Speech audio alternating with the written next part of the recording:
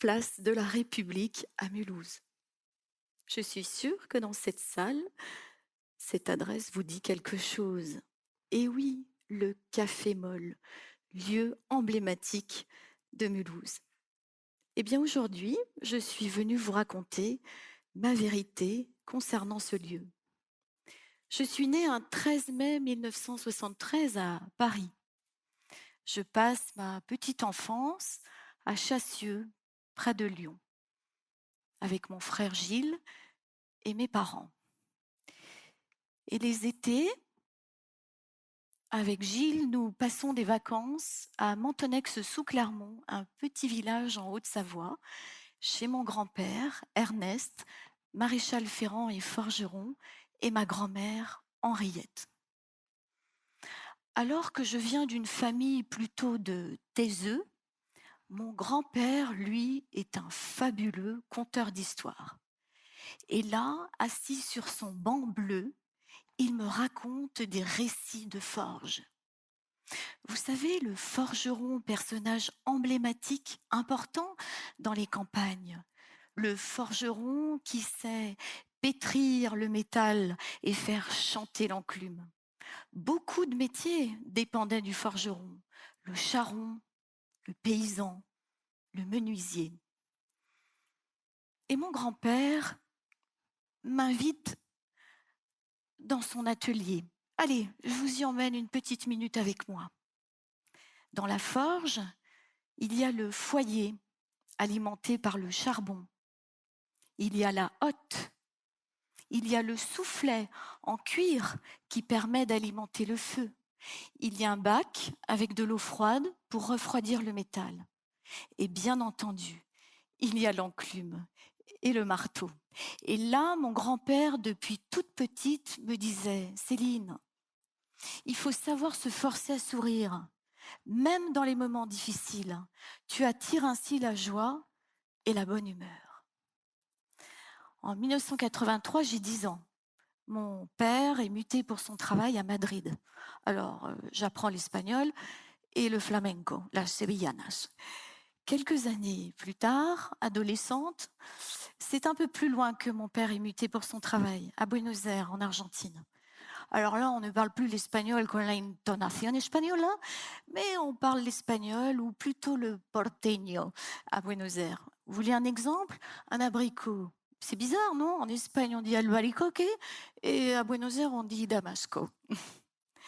Alors, c'est plus flamenco là que je danse, mais j'essaye les rudiments du tango. Les années passent, mais ce qui ne change pas, c'est que j'aime passer des moments privilégiés, là, assise, sur le banc bleu de mon grand-père. Et lui qui disait ne même pas avoir son certificat d'études, eh bien cet homme est un homme d'une intelligence, d'une humilité, qui sait décoder les choses et le monde. Quand Ernest sourit, rien ne vient être ni compliqué. Tout prend une autre dimension. Je grandis et je suis admise à Sciences Politiques et j'apprécie toujours autant les voyages. Parmi les voyages, je vais en citer un. Un voyage en terre mapuche au Chili où je passe quelques semaines dans une famille mapuche. Et là, je me rends compte que finalement, au premier abord, mais nous sommes tous d'étranges étrangers dans le regard de l'autre. Mais s'il y a bien quelque chose qui est un vrai facteur de rapprochement et de lien social, c'est bien le sourire. Une fois les études supérieures terminées en France, je ne rêve que d'une chose, c'est de retourner en Amérique latine, mais cette fois non pas pour y voyager, mais pour y travailler. C'est ce que je vais y faire. Je vais travailler pour des entreprises françaises dans les achats, le marketing. Et c'est en Argentine que je vais rencontrer celui qui va devenir mon mari et le père de mes enfants. Je vais y passer presque 10 ans. Je savoure les belles choses de ce pays comme les choses plus compliquées. Et entre autres, en 2001, avec mon mari, nous allons vivre Du jour au lendemain, une dévaluation. À l'époque, il y avait une parité entre le peso, la monnaie locale, et le dollar. Du jour au lendemain, il fallait 4 pesos pour avoir un dollar. Vont s'en suivre le gel des comptes bancaires et va arriver un phénomène qui est connu aussi dans d'autres pays. En espagnol, on appelle ça los cacerolazos. En français, on appelle ça les concerts de casseroles. Phénomène populaire où on manifeste contre la dureté et la cherté de la vie. Face à cette débâcle économique, sociale, avec une insécurité grandissante, nous décidons avec mon mari de revenir en France, avec Maya aussi, notre fille née à Buenos Aires. En septembre 2003, Maya a 1 an. Nous revenons en France et quelques mois plus tard, c'est Ernest, lui, qui s'en va. Il est décédé à l'âge de 93 ans. C'est étrange, hein? Je le croyais éternel. Et puis, avec mon mari, Maya, puis Mathias, qui va naître en Franche-Comté, nous avons plusieurs expériences professionnelles. Entre autres, moi, c'est en Franche-Comté que je monte mon activité d'indépendante dans la formation pour adultes et le coaching. Et puis, mon mari a très envie que nous créions notre entreprise. Pour faire bref, après plusieurs recherches, nous tombons sur un concept de brasserie contemporaine. Après une étude de marché, nous atterrissons à Mulhouse. Ni mon mari, ni moi sommes alsaciens. D'ailleurs, certains nous le font rappeler que 2 étrangers n'ont pas grand-chose à faire dans une enseigne ou reprendre ce lieu emblématique. Vous vous rappelez la première image?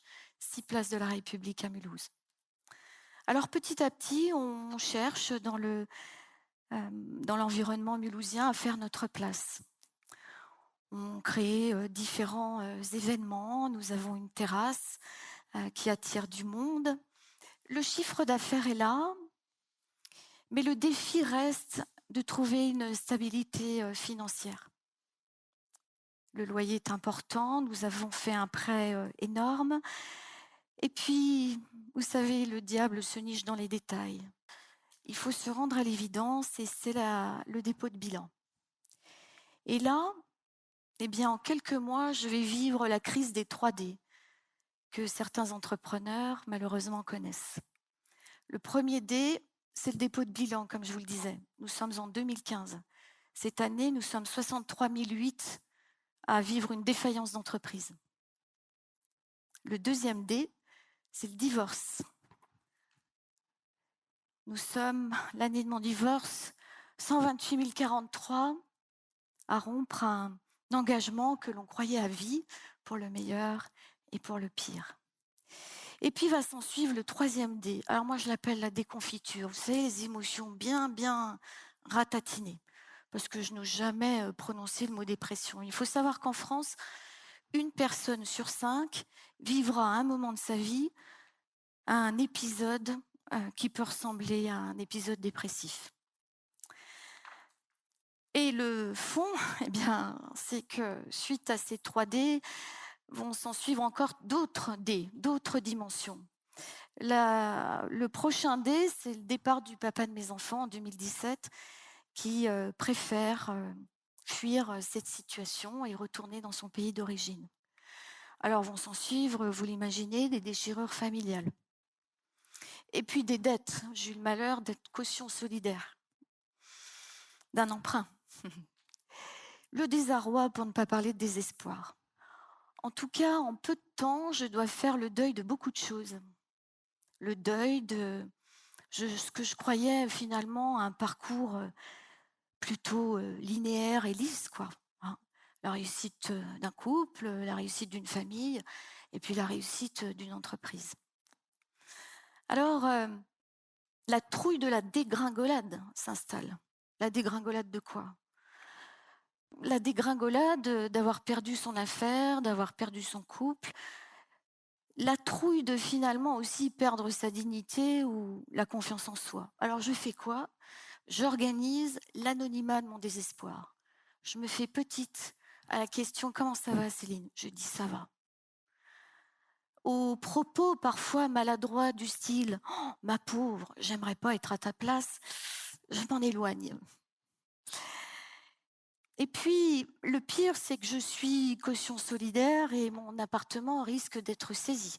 D'ailleurs, un jour, je fais la connaissance d'un huissier de justice qui sonne à la porte. Alors, vous allez me dire, si vous avez compté, c'est pas 3D, mais une bonne dizaine de dés, là. Hein. Et pour autant, je deviens résiliente. Alors, vous allez me dire quoi? Vous êtes passé des 3D aux 3P, la pensée positive permanente? Non, les choses ne sont jamais aussi simples. Non, mais je crois que je décide de ne pas dégringoler.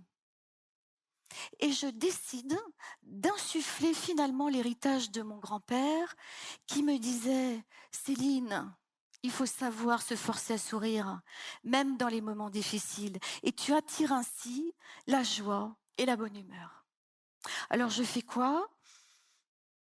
Je chausse mes baskets, je découvre le running, d'ailleurs ce qui me permettra de retrouver l'amour, ça c'est pas mal. Et puis, je me dis que la faillite n'est pas honteuse, que derrière chacun d'entre nous, derrière chaque chose, il y a des failles.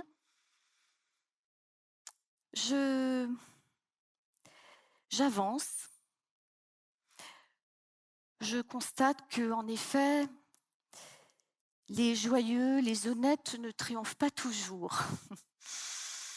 Mais je continue à insuffler cet héritage de mon grand-père. Je m'entoure aussi de ceux qui, comme moi, pensent que face à l'adversité, on peut toujours porter un regard sur ce qu'on a, sur ce que l'on aime et non pas sur ce que l'on n'a plus. Et puis je continue à m'investir dans mon métier que j'aime beaucoup, la formation pour adultes et le coaching. D'ailleurs, je me découvre aussi peut-être cette acuité à décoder les autres et leurs failles. Alors, bleu à l'âme et du rayon au cœur, accueillir simplement les événements, lâcher du lest, se débarrasser de ce foutu diktat du bonheur à tout prix, se désencombrer des amertumes, dégommer le pessimisme, retrouver le défi de la joie simple et imparfaite, cueillir son bonheur dans le lien à l'autre, voilà mon fil conducteur, ma vérité. Alors l'enseignement de mon grand-père, s'il y en avait un, c'est que le sourire rend plus beau, plus aimable, et moi je rajouterais plus résilient. Le sourire n'est pas dupe, évidemment, il ne permet pas de tout résoudre, mais il renforce notre confiance en nous, ou en tout cas notre capacité de rebond. Et puis, le sourire est un remède, c'est un anti-stress. En plus, il paraît que ça ferait bouger jusqu'à 42 muscles du visage. Alors donc, et vous savez là, même derrière vos masques, votre sourire, il est contagieux.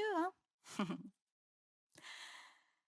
Alors, il est véritablement troublant cet après-midi de vous raconter la vérité de mon intimité concernant cette histoire avec Mulhouse et avec mon grand-père Ernest. Sacré gaillard, sacré bonhomme. D'ailleurs, il n'est pas mort, Ernest. Il est tout simplement devenu invisible à l'œil, mais si présent dans mon histoire. Je lui suis loyale éternellement. D'ailleurs, je vous remercie aujourd'hui de m'aider d'une manière ou d'une autre à lui rendre hommage. Alors, s'il y avait, je ne sais pas, peut-être, une seule chose à retenir de mon récit, eh bien, c'est que face à l'adversité, le sourire est le début de la solution. Merci.